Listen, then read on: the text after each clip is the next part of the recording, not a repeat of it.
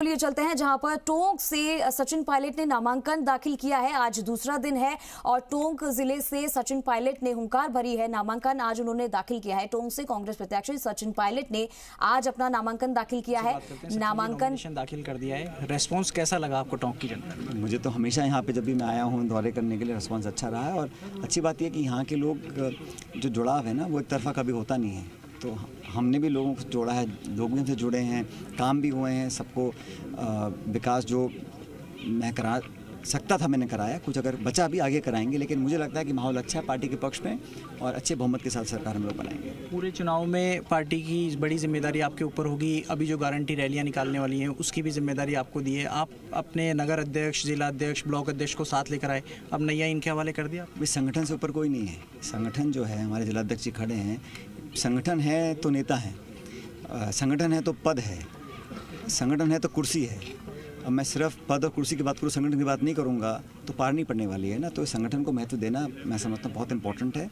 और पार्टी से ही सरकार बनती है, सरकार से पार्टियाँ नहीं बनती हैं। इसलिए पब्लिक के बीच में रहकर उनका काम करना और इस क्षेत्र के लोगों ने जो विश्वास दिया है, जो जोश आज मैंने देखा है, मुझे कहीं ना कहीं विश्वास है कि अच्छे मेजॉरिटी के साथ हम लोग यहाँ से जीतेंगे और प्रदीप से सरकार बनाएंगे। पिछली बार आप पीसीसी चीफ थे, जब यहाँ चुनाव लड़ रहे थे, लोग आपको सीएम का नेचुरल कैंडिडेट मानते थे। अब किस रूप में जनता और वोटर आपको देखें? कोई कैंडिडेट नहीं होता ना। जो बहुमत के बाद जो निर्णय एमएलएस करते हैं और जो पार्टी करती है वो सबको मानने हैं। 18 में मैं ज़रूर अध्यक्ष था और हम सब ने मिलकर चुनाव लड़ा, लेकिन हमने एक लाइन का प्रस्ताव पारित किया, लीडरशिप पे छोड़ दिया निर्णय लीडरशिप ने लिया, सबने इसको स्वीकार किया। इस बार भी ऐसी होगा, जब जीत के आएंगे एक लाइन का प्रस्ताव पारित होगा। हाँ, पिछली बार वो लास्ट ईयर वो पारित नहीं हो पाया था, कोई कारण थे। उसके बारे में खुद मेरे ख्याल मुख्यमंत्री जी भी खेद प्रकट कर चुके हैं, माफ़ी मांग चुके हैं, सॉरी फील कर चुके हैं। वो बात पुरानी हो गई है। मुझे खड़गे साहब, राहुल जी ने कहा कि भी उसको माफ़ करो, भूलो, आगे बढ़ो, और उसी दिशा में मैं काम कर रहा हूँ। कांग्रेस में भी कोई फेस नहीं है, बीजेपी में भी कोई फेस नहीं है। बीजेपी कहती है कमल का फूल हमारा फेस है, तो फिर जनता कैसे तय करेगी? तो ये चुनाव कोई फेस का चुनाव तो ना, ये तो विचारधारा का, प्रोग्राम्स का, गवर्नेंस का। दो पार्टी के सामने हैं, छोटी मोटी और पार्टी लड़ रही हैं, तो पार्टी को लोग जिताते हैं, उसके बाद तय होता है नेता कौन होगा। तो इसमें कोई नई बात नहीं है। और हमारे यहाँ तो परिपाटी ऐसी है, हर प्रदेश में ऐसी होता है, हर बार ऐसी होता है। और जिसको भी विधायक अपना मन बनाते हैं, अपना सुझाव देते हैं, पार्टी लीडरशिप उसको एक्सेप्ट करती है, फिर वो काम करता है अपना। विधायक जिसको अपना समर्थन देते हैं वो काम करता है, लेकिन विधायकों को तो फिर से रिपीट किया जा रहा है। क्या आगे की रणनीति के तहत ये सब कुछ हो रहा है? जबकि सर्वे में आप लोग कह रहे थे कि सर्वे में जिसका नेगेटिव सर्वे आता है, फीडबैक आता है, उसको संज्ञान में लेने के बाद जो अंत में निर्णय पार्टी का है वो सबको स्वीकार्य है। किसी को पसंद है, नापसंद है, कुछ मुझे अच्छा लगा, नहीं लगा, वो अलग बात है। लेकिन जब पार्टी का निर्णय हो गया, एक व्यक्ति को टिकट दिया, 10 को दे सकते नहीं है, उसके पीछे सब खड़े रहेंगे। और वही असली कांग्रेस मैंने जो पार्टी के लिए चुनाव लड़ रहा है। जैसे पिछली बार हमारे यहाँ कुछ लोगों ने इंडिपेंडेंट चुनाव लड़ लिया था, लेकिन मैं समझता हूँ वो असली कांग्रेस में नहीं। कांग्रेस में तो वो है जो पार्टी के आदेश को मान ले, और जो नहीं मान पाता है फिर वो मुझे लगता है कि वो कहीं ना कहीं नुकसान पार्टी का करते हैं। तो नकली कांग्रेसमैन को भी टिकट दिया है इस बार, और बसपा से आए लोगों को नहीं है। ऐसा नहीं है, कुछ परिस्थितियाँ होती हैं। फीडबैक, सर्वे, लीडरशिप की जो चॉइस है, सब ने अपनी बात रखी।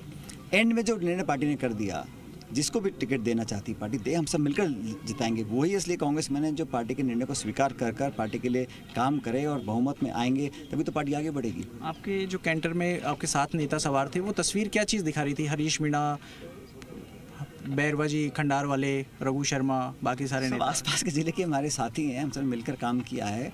इस शुभ काम में अपने साथ आना चाहते हैं तो अच्छी बात है, तो हम मिलकर काम करते हैं। और ये सिर्फ इसलिए नहीं है कि आज मेरा नामांकन है, ये पिछले 15-20 साल से हमारे साथ काम कर रहे हैं। As MLA, as MP, party के संगठन में कोई पदाधिकारी था, कोई कार्यकर्ता था, तो पारिवारिक रूप में हम लोग पहले भी काम करते हैं, आज भी कर रहे हैं। तो सचिन पायलट कह रहे हैं कि पारिवारिक रूप में पहले भी काम कर रहे थे, आज भी काम कर रहे हैं, लेकिन साथ में सचिन पायलट ये भी कह रहे हैं कि ये चुनाव कोई फेस का चुनाव नहीं, बल्कि दो विचारधाराओं का चुनाव है। जो भी कांग्रेसमैन होगा वही कुर्सी पर बैठेगा, यही उनकी इच्छा है। कैमरा पर्सन पवन मूर्तिकार के साथ शशि मोहन, जी मीडिया, टोंक।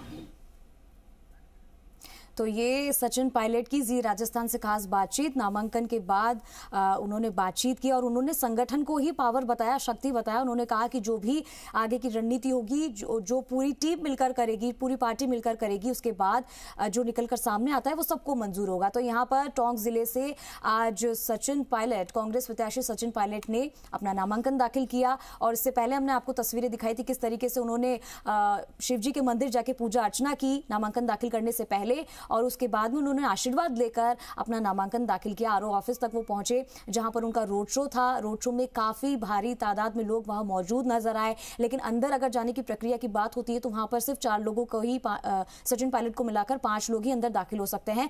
ये जो प्रक्रिया है बनाई गई है इस बार नामांकन के लिए, जो नामांकन दाखिल कर रहे हैं, तो